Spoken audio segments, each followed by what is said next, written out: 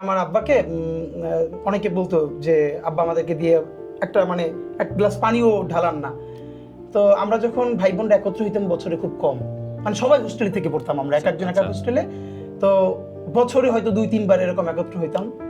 তো আব্বা যদি প্রচন্ড কোনো অসুস্থ থাকতো, এখন খুব খারাপ লাগে ফিল করে, আব্বা আমরা যখন ভাই বোন আড্ডা দিচ্ছি, এই আড্ডা যেন 1 মিনিট ব্যাহত না হয়, আব্বা বারবার নিজে যাইতেন বাইরে কিছু আনতে।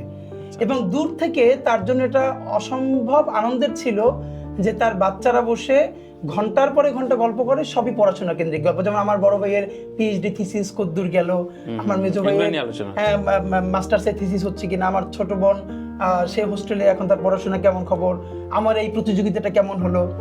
মানে আমরা এখন, আমি বলি আমরা ভাই বোন এখনো বসে যা গল্প করি, এটা আমি সম্ভবত খুব কম ফ্যামিলিতে ভাই বোন বসে ঘন্টার পরে ঘন্টা গল্প করে। মানে মা ঘুমাইতে পারতো না রাত্রিরে, আমরা সবাই কিন্তু বড়, কিন্তু একদম ফজর পর্যন্ত আমাদের গল্প হয়ে যেত।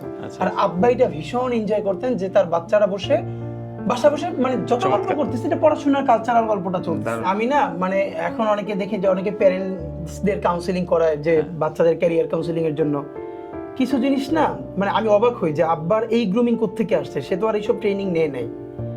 কয়েকটা ব্যাপার আজকে মনে পড়ে। আমি যখন ঢাকা বিশ্ববিদ্যালয়ে ভর্তি হই, আমি বি ইউনিট থেকে পলিটিক্যাল সায়েন্স পেয়ে আমার 2টো সাবজেক্ট পড়বার ইচ্ছে ছিল, ল অথবা পলিটিক্যাল সায়েন্স, কিন্তু আমি মার্কেটিংয়েও চান্স পেয়ে যাই ডি ইউনিট থেকে। এখন আমার সাথে অনেকেই এটা যে তুমি মার্কেটিং পেয়েছো, তুমি কেন পলিটিক্যাল সায়েন্স পড়বা? তো আব্বাকে ফোন করে জিজ্ঞেস করার পরে সাথে সাথে বললো তোমার ভালো লাগে কোনটা? আমি বললাম আব্বা পলিটিক্যাল সায়েন্স। বলে তুমি আবার তাহলে জিজ্ঞেস করতেছো কেন কাউকে? এবং আজকে যে গল্পটা আমি আপনাকে বলি, এটা আমার ফ্রেন্ডরা সবাই জানতো যে ভার্সিটি এডমিশনের সময়, আপনি সবাই জানেন যে এই সময় তো সবাই প্রচন্ড প্রেসারে থাকে। তো আমরা একটা ফ্ল্যাটে 6 বন্ধু একসাথে থাকতাম ভার্সিটি এডমিশনের সময়। তো তখন ফোন ইউজ করি না, আমার ফোন আমার ফ্রেন্ডদের সাথে ফোন নিয়ে হয়তো বাড়িতে প্রতিদিন 5-10 মিনিট কথা বলতাম। তো আব্বা মানে ওদের বাড়ি থেকে সবাই যখন ফোন দিত, আব্বা মা বলতো একটু বেশি করে পড়, ভালো করে পড়, চান্স পাওয়া লাগবে। আব্বার প্রতি মায়ের সারা জীবন একটা অভিযোগ যে আব্বা আমাদের কোনোদিন পড়তে বলেন না।